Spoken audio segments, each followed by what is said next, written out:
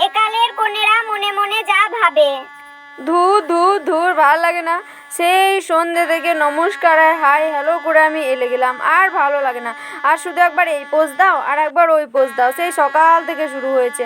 আর ভালো লাগছে না বাবা, আর আমার একদম ভালো লাগছে না গো, একদম ভালো লাগে না। সেই 5টা থেকে দাঁড়িয়ে আছি আমি, একদম কেউ আমাকে খেতে বলেনি এখনো পর্যন্ত। সেই সকালে কোন সকালে একটু দই চিড়ে খেয়েছি, সেটা কি এখনো পেটে আছে? সবাই এত ভালো মন্দ খাবার খাচ্ছে, বাবা কত কি স্টলে রেখেছে, মোমো, চিকেন পকোড়া, কফি, ফুচকা, আমি কিছুই খেতে পারছি না। বাবার কি মাথাতে কোনো বুদ্ধি নেই? আজকের দিনে আমি খেতে পাবো না, আর আজকেই সব স্টলগুলোকে রাখতে হয়েছে বাবাকে। অন্য দিনও তো রাখতে পারতো, অষ্টমঙ্গলাতেও রাখতে পারতো, কিন্তু সবাই ভালো ভালো খাবারগুলো খেয়ে চলে যাচ্ছে, আর আমাকে এখানে না খেয়ে দাঁড়িয়ে দাঁড়িয়ে পোজ দিয়ে যেতে হচ্ছে ছবি তোলার। আর শুধু মিথ্যা হাসি মুখে আমাকে হাসতে হচ্ছে। বরটাই বা কখন আসবে কে জানে? যত তাড়াতাড়ি আসবে তত তাড়াতাড়ি বিয়েটা হয়ে যাবে, তারপরেই তো আমি খেতে পাবো রে বাবা। সবার সামনে তো খেতেও পারছি না গো, লজ্জাও তো করে নাকি, বলবে এত খাই খাই বউ। তাও আমি দুপুরবেলাতে লুকিয়ে লুকিয়ে কটা চিকেন পকোড়া ভাগ্যিস খেয়েছিলাম, না তো টেস্টই আমার করা হতো না। আমার আর ভালো লাগে না। সব আসুন আসুন আসুন, আর আমাকে এই ফালতু ফালতু গিফটগুলোকে দিয়ে যান। কিছু কিছু কেউ কেউ দেবে কিছু বেডশিট, আর কেউ কেউ দেবে কাচের বাটি সেট। ওগুলো তো 2 টাকা করে টোটন সনে কিনতে পাওয়া যায়, ওগুলো নিয়ে আর কি হবে রে বাবা?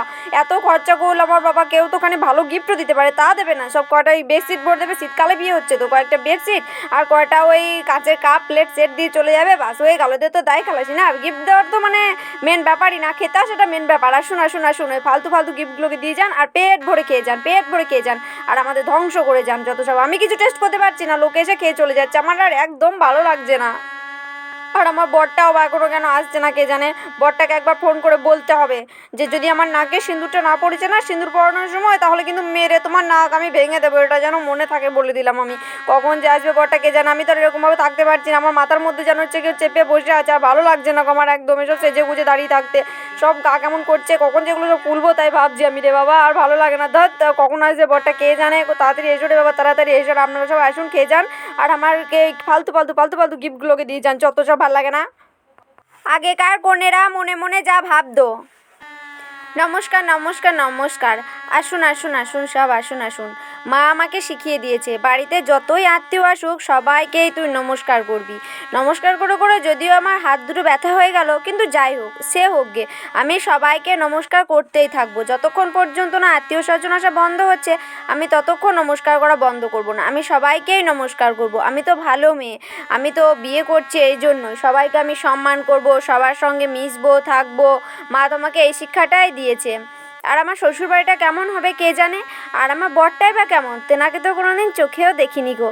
তিনি কি ফর্সা নাকি কালো, লম্বা নাকি বেঁটে, তার কি মাথাতে চুল আছে নাকি টেকো, জানি না বাবা, যা বটে কোনোদিন তো আজ পর্যন্ত চোখেই দেখিনি গো। তবে তিনি যেমনই হোক, তিনি তো আমার স্বামী, আজ থেকেই তিনি আমার ভগবান। আমি চেষ্টা করব তেনাকে সব সময় সুখে রাখার, সব কথা শুনে চলার। আমি তো ভালো মেয়ে, মা তোমাকে এই শিক্ষাটাই দিয়েছে। আমি ভালো মেয়ের মতো আমার স্বামীর সব কথা শুনবো, যেভাবে আমাকে চলতে বলবে আমি সেভাবেই চলবো। তেনার জন্যই তো আমি আজ থেকে শাঁখা পলা পরলাম, এত সব গয়নাগাটি পরলাম। আজ থেকে আমি তেনার মঙ্গল কামনাতেই তো মাথাতে সিঁদুর পরবো, তিনি আমাকে সিঁদুর পরিয়ে দেবেন, আমার প্রতিদেবতা তিনি। বিয়ে করাটা আমার কতদিনের শখ, আমার কতদিনের স্বপ্ন। আমি বিয়ে করব, সংসার করব, শ্বশুর শাশুড়ির কথা শুনবো, তাদের সেবা করব, স্বামীর জন্য রান্না করব, এটা তো আমার কতদিনের শখ। আর আজ আমার সেই স্বপ্ন পূরণ হতে চলেছে। তার জন্য তো একটু কষ্ট আমাকে করতেই হবে। আমি সারাদিন না খেয়ে আছি, জল পর্যন্ত খাইনি, যাতে একটু তেনার মঙ্গল হয়। তেনার মঙ্গল কামনা করাটাই তো আমার আজ থেকে কাজ। আর একটু মন খারাপও করছে, এই বাড়িটা ছেড়ে চলে যেতে হবে, মা বাবা ভাই সবাইকে ছেড়ে থাকতে হবে, কিন্তু সে যাই হোক, সবার কাছে তো আমি আসতে পাবো, তাদেরকে তো দেখতেই পাবো। মেয়ে যখন হয়েছি তখন তো শ্বশুরবাড়ি যেতেই হবে, ওটাই তো আমার আজ থেকে বাড়ি হবে, ওখানেই আমি থাকবো, ওটাই তো আমার বাড়ি হবে। যখন মন খারাপ করবে একবার আসবো, কিন্তু সব সময় তো আর আসতে পারবো না, সংসারটা তো করতে হবে। ওই বোধহয় বর এসেছে, আমি তো আর দেখতে পারবো না, একবার এসে শুভ দৃষ্টির সময়ই দেখবো। সবাই চলে যাবে এখন বর দেখতে, আমাকে একা একা এখানে বসে থাকতে হবে। যাই হোক, আর একটু পরেই বিয়েটা শুরু হবে, আর কিছুক্ষণের জন্যই আমি কুমারী থাকবো, তারপরেই আমি তেনার বউ হয়ে যাব। আর মাত্র কিছুক্ষণের অপেক্ষা, আমার সেই স্বপ্ন আর কিছুক্ষণের মধ্যেতেই পূরণ হবে।